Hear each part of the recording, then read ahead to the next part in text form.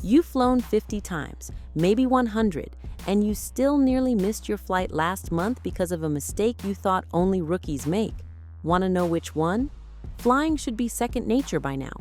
You've memorized the TSA drill, know exactly which shoes slip off fastest at security, and can pack a carry-on in your sleep. But here's the uncomfortable truth. Even the most seasoned travelers commit the same blunders that nearly derailed their very first flight. These aren't small hiccups. They're expensive, stressful, potentially trip-ruining errors that happen because we've gotten too comfortable or forgot one critical detail. Mistake number 1, the passport expiration trap. Picture this. You're standing at the check-in counter, boarding pass printed, bags ready, and the agent looks up with that dreaded expression. "I'm sorry, but you can't board this flight." Your passport doesn't expire until next month. You checked. But here's what most travelers don't know. Many countries require your passport to be valid for 6 months beyond your travel dates. Spain needs 3 months. Vietnam demands 6. You might be returning in 2 weeks, but if your passport expires in 5 months, you're grounded.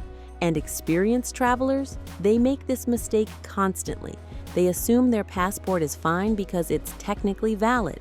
But technically valid and valid for international travel are completely different. Some show up with water damage, unofficial souvenir stamps, or torn pages, all grounds for being denied boarding. The fix? Check your passport right now. Make sure it's valid for at least 6 months beyond any international trip. Count those blank pages too. Many countries require 2 to 4 empty pages for stamps. Mistake number 2, playing Russian roulette with arrival times. You know the rule. Arrive 2 hours early for domestic flights, 3 for international. So why do experienced travelers still get this wrong? Because they think they're the exception. They have TSA pre-check. They know this airport. So they shave off 30 minutes here, 45 there, until security backs up for an hour because 3 flights board simultaneously, or parking is full. Even veterans get caught cutting it close. They arrive exactly 2 hours early and forget check-in counters close 45 minutes before departure, sometimes an hour for international. By the time they reach the counter, the system has locked them out. But here's the flip side. Arriving too early backfires too. Most airlines won't let you check luggage more than 4 hours before departure. Mistake number 3, the 3-1-1 liquid rule. Everyone still breaks. TSA has enforced the 3-1-1 liquid rule since 2006, nearly 20 years, and travelers still get it wrong daily. 3.4 ounces per container, 1 clear quart-sized bag, 1 bag per passenger. Yet frequent flyers show up with full-size shampoo bottles, expensive face creams over the limit, or liquids scattered throughout their bag. The result? Delayed at security, bags searched, items confiscated, and a line of irritated passengers glaring at you. Even experienced travelers forget the sneaky liquids: peanut butter, yogurt, mascara, lip gloss, snow globes. If it's spreadable, pourable, or squeezable, it's a liquid. Here's what frequent flyers actually do. They keep a toiletry kit with TSA-approved containers permanently packed. They also pack liquids in an outer pocket so they can grab and toss in the bin without fumbling. Mistake number 4, security line chaos, the document disaster. You reach the TSA agent, they ask for your ID and boarding pass, and suddenly you're that person, the one frantically digging through pockets while 50 people wait behind you. Your boarding pass is buried. Your ID is in your jacket. Which jacket? The one you took off and shoved in the bin. TSA agents see this constantly. Experienced travelers get distracted or disorganized. They toss their boarding pass into a bag after checking in. Their ID goes in a wallet, into a bin, separated from them at the scanner. The consequence? Lost IDs and boarding passes left in bins. TSA reports that small items frequently fall between conveyor belt rollers, making them nearly impossible to retrieve. Seasoned travelers solve this with one habit. Keep your ID and boarding pass in a dedicated travel wallet that stays in your hand until you're through security and at your gate. Mistake number 5, dressing for disaster. Wearing the wrong outfit turns a 10-minute security check into a 30-minute ordeal. Heavy belt buckles, layered jewelry, boots with metal shanks. Experienced travelers know what triggers the scanner, yet they still dress like they're ready for a fashion show instead of a flight. Metal sets off detectors. Thick layers look suspicious. Complicated clothing means extra time taking things off, going through the scanner again, possibly getting pulled aside for additional screening. The smart move? Wear slip-on shoes, minimize metal accessories, layer with a single jacket you can remove quickly. Mistake number 6, the dehydration disaster at 35,000 feet. Airplane cabins are drier than the Sahara Desert, literally. Humidity levels drop below 20%, sometimes as low as 12%. Your home hovers around 40 to 60%. The cabin air is sucking moisture from your entire body faster than you realize. Yet travelers don't drink nearly enough water. They skip water to avoid bathroom trips. They drink coffee and alcohol. Both dehydrate you further. By landing, they have headaches, dizziness, and that flu-like fog that makes jet lag worse. The recommendation? Drink 250 milliliters every hour during the flight. On a 6-hour flight, that's 6 cups. Mistake number 7, seat selection roulette. You book your flight. You're excited about the price, and you forget to select your seat. 3 days before departure, you check in online and realize you're stuck in 31B, middle seat, last row, next to the lavatory. No window, no recline, bathroom smell for 5 hours. Even experienced travelers make this mistake. They assume they can pick later. By the time they remember, decent seats are taken. Worse yet, some don't realize certain seats are objectively terrible. Last row seats don't recline. Seats near lavatories deal with constant traffic and door slamming. The savvy move? Check the seat map when you book. Use Seat Guru to identify which seats to avoid. Always select your seat in advance, even if it costs extra. Mistake number 8, booking suicidal connections. That 45-minute layover in Atlanta looks doable. In reality, disaster. Tight connections are common mistakes even frequent flyers make. They see a cheap fare with a short layover and think, I can make it, until their first flight delays by 20 minutes, or they switch terminals, or security takes longer.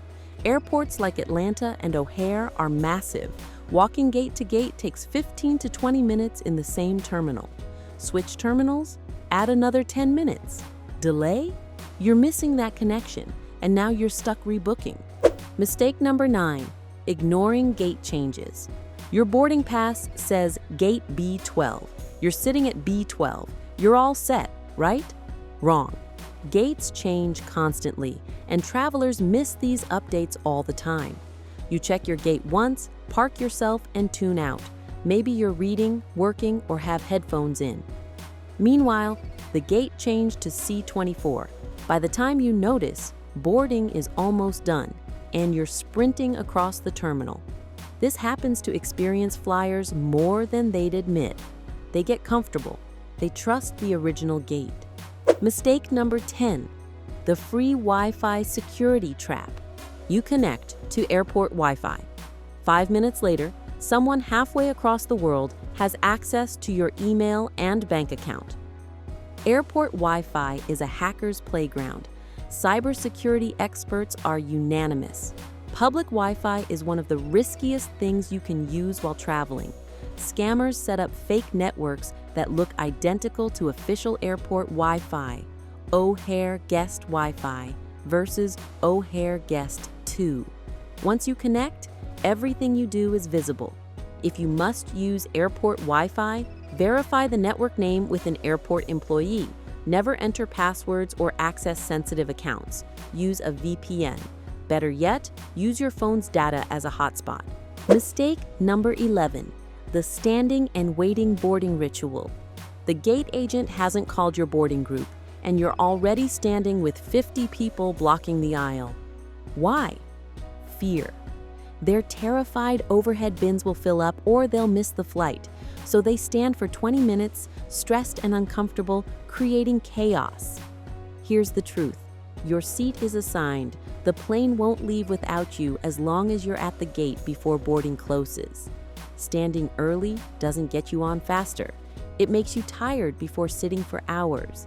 Mistake number 12. Confusing boarding time with departure time. Your boarding pass says your flight departs at 3 p.m. You show up at 2:50 p.m. The gate is closed. Boarding time and departure time aren't the same.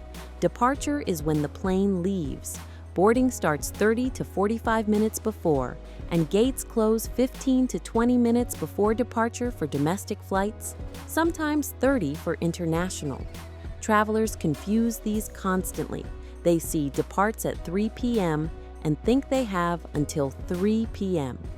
In reality, if you're not there by 2:40 p.m., you might be locked out. Once that door closes, it's not opening again. Mistake number 13. Jet lag myths that make it worse. You think sleeping on the plane fixes jet lag. It won't. It might make it worse. Jet lag happens because your internal clock is out of sync with your destination.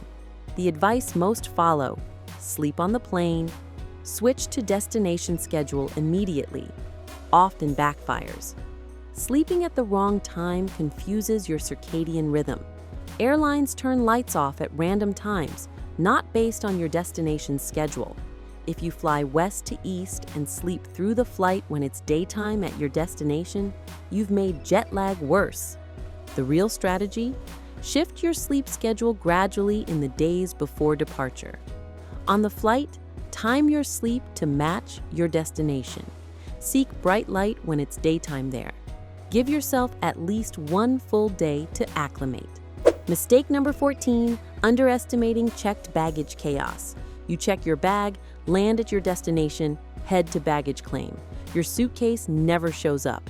Lost luggage happens constantly. In 2024, over 33 million bags were mishandled globally, most delayed, some damaged, others vanished entirely.